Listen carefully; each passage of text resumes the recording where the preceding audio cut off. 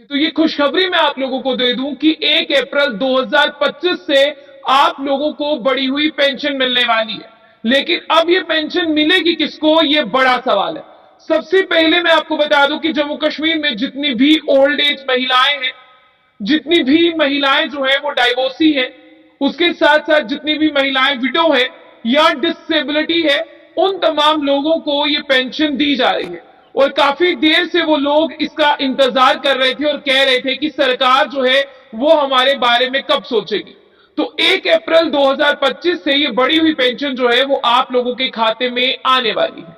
और फिलहाल मैं आपको बता दूं कि इसका जो वादा है ये उमर अब्दुल्ला सरकार ने किया था और अपने मंशूर में भी इन सब चीजों को शामिल किया था। लेकिन उसके बाद 7 मार्च को जब उन्होंने बजट की अनाउंसमेंट की तो उसके बीच में उन्होंने एक खुशखबरी दी कि उन्होंने तमाम उस पेंशन को बढ़ा दिया गया है।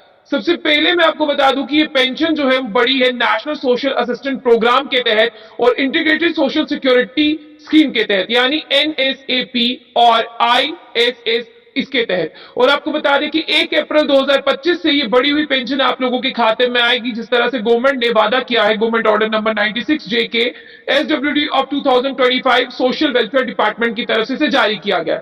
लेकिन अब मैं आप लोगों को बता दूं कि किसकी कितनी पेंशन है। अगर आपकी उम्र 60 साल से कम है तो मैं आपको बता दूं कि आपको जो है 1250 प्रति महीने यानी हर महीने पेंशन मिलने वाली है। अगर आप 60 से 79 एज में फॉल करती है तो आपकी पेंशन जो है वो 1500 रुपए होने वाली है। अगर आप 80 साल से ज्यादा उम्र है आपकी तो आपकी पेंशन जो है वो 2000 रुपए है।